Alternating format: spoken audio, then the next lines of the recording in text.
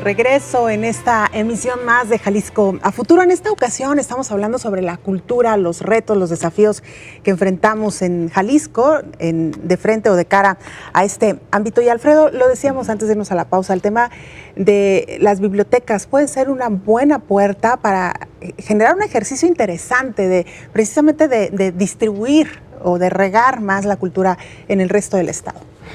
Pues sí, efectivamente, porque como les decía antes, la infraestructura de bibliotecas pues es una de las más importantes y de la que está diseminada de manera más amplia en el estado. Sin embargo, pues es necesario que las bibliotecas también se vayan actualizando, vayan respondiendo a los retos actuales, porque ya sabemos que las formas de consumo actuales de la gente han cambiado y aunque las bibliotecas siguen siendo un lugar clave para poder acceder al conocimiento y a la cultura, pues hay también otras muchas formas de acceso, ¿no? Y por otro lado también las bibliotecas necesitan actualizarse, por ejemplo, en lo que tiene que ver con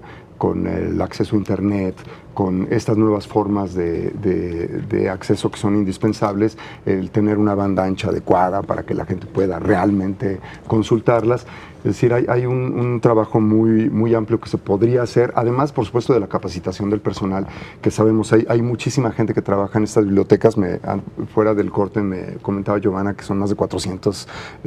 bibliotecarios los que existen en estas 283 bibliotecas, pero me imagino que hay niveles muy distintos de capacitación en cada una de ellas, que hay gente que es de distintas edades, es decir, de una formación muy distinta, y que se necesitaría también que se actualizaran y que hubiera una capacitación adecuada para que ellos pudieran ofrecer un mejor servicio al Laura, ¿tú tienes tu particular punto de vista sobre las bibliotecas tradicionales versus el libro electrónico? Un poco esto que planteaba Alfredo. Sí, las bibliotecas tendrían, asumiendo todo lo que tú dices, por supuesto, tendrían en la situación que vive actualmente nuestro país que ser un elemento clave de cohesión social, un espacio de paz para esos chicos cuyos padres trabajan todo el día y ellos no tienen a nadie en su casa, para esas madres que quizá quieren huir de una familia ruidosa. En fin, las circunstancias pueden ser muchas, y además de la capacitación que tengan los bibliotecarios, no como guardianes de acervo, que eso es algo del siglo pasado o antepasado, sino de prescriptores, de personas que trabajen en torno a la cohesión social y al papel de esa biblioteca o de ese centro cultural, porque mira, hemos hablado de las bibliotecas, pero hay 136 centros culturales. Entonces tú sumas la infraestructura de bibliotecas más la infraestructura de centros culturales y ves que están muchas de ellas desconectadas de su entorno inmediato, completamente de espalda a la sociedad a la que atienden, y creo que particularmente este momento que estamos pasando de violencia, desde violencia intrafamiliar hasta todo tipo de violencia, las bibliotecas y otros países lo han demostrado así, como las bibliotecas se convierten en lugares de paz, en remansos donde la población puede gozar leyendo un libro, escuchando un disco o viendo una película. También tenemos que ampliar nuestra perspectiva de lo que es una biblioteca, ¿no? A una biblioteca se puede ir a todo, a ver incluso una transmisión de un espectáculo que se esté llevando a cabo en Nueva York o en Guadalajara o en la Ciudad de México. Creo que concebir las bibliotecas como centros comunitarios, como centros de cohesión social, con alto contenido cultural, sería lo ideal. ¿Cómo funcionan actualmente las bibliotecas, secretaria? ¿Cuál es el diagnóstico que ustedes tienen? Y si es posible, o ya se está trabajando en algunas de las propuestas que se han escuchado aquí. Sí, bueno, tenemos una red estatal de bibliotecas, justo tenemos también personal mixto, no todo el personal es de gobierno del Estado, tenemos muchos casos en los que tenemos bibliotecarios municipales, además de los de gobierno del Estado. Es una de nuestras áreas más entusiastas, en realidad pensemos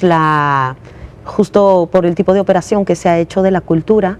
en muchas ocasiones son como satélites, ¿no? Como que funcionan coextendidos, y justo por eso decíamos, bueno, tenemos que regresar a tener ejes claros todos, también de la mano de los municipios. O sea, esto de manera aislada es imposible que suceda, por eso hemos hablado tanto, o sea, la cohesión social que necesaria, necesitamos comenzar por nuestro sector. Pero mientras hoy por hoy los jóvenes, los niños, las comunidades están haciendo uso de las bibliotecas. Tenemos situaciones muy dispares, tenemos comunidades donde sí, o sea, donde tenemos gran flujo, que tenemos muchos asistentes que están haciendo mucha programación, porque además se suman, además de nuestros bibliotecarios, los mediadores de lectura, que es otro tipo de agentes que también son activadores de este tipo de procesos. Acabamos de tener el encuentro estatal de mediadores de lectura y vaya, son personas que se están preguntando las mismas cosas. Trabajamos mucho en relación a la lectura en tiempos de violencia, esto que comentaba Laura nos resulta fundamental, no solo desde las bibliotecas, sino también, justo como decía, pero también los museos, también las casas de la cultura, ¿no? Poder deconstruir un poquito el esquema de qué comprendemos por una casa de cultura o qué sucede en una casa de cultura, para que pensemos qué necesitamos que suceda allá para que podamos transformar una realidad que nos resulta dolorosa a todos. Lo que estamos viviendo en el Estado en relación a la violencia, a la convivencia, el separatismo, es algo que nos afecta a todos, y también desde todos podemos generar salidas y canales, ¿no? Por ejemplo, para nosotros, además de las bibliotecas, es muy importante nuestro sistema de formación musical, Ecos Música para el Desarrollo. Ahora tenemos 39 núcleos activos, tenemos escuelas de música para la formación de niños entre los 6 y los 18 años, desde San Andrés Coahuila hasta La Huerta, lo que nos permite tener alrededor de 3,000 niños que se están formando en cuestiones musicales, que también hace que tengas otro tipo de convivencia y otro tipo de relaciones y que comprendas de lo que formas parte, ¿no? Por una parte, tenemos un niño que al hacer sonar un instrumento puede ser una nota, puede ser, y al estar en una orquesta, al formar parte de un ensamble, al tener presentaciones para su municipio, al convertirse en actores también difusores y promotores de la cultura y las artes con las familias, podemos ir atrás en cierto tipo de convivencias y verlas de forma distinta, así como lo que sucede en las calles. Por ejemplo, hemos estado haciendo programas de circo social en los municipios donde no tenemos infraestructura cultural, pero tampoco hay programación, donde tenemos una brecha gigantesca. Estuvimos trabajando con los municipios de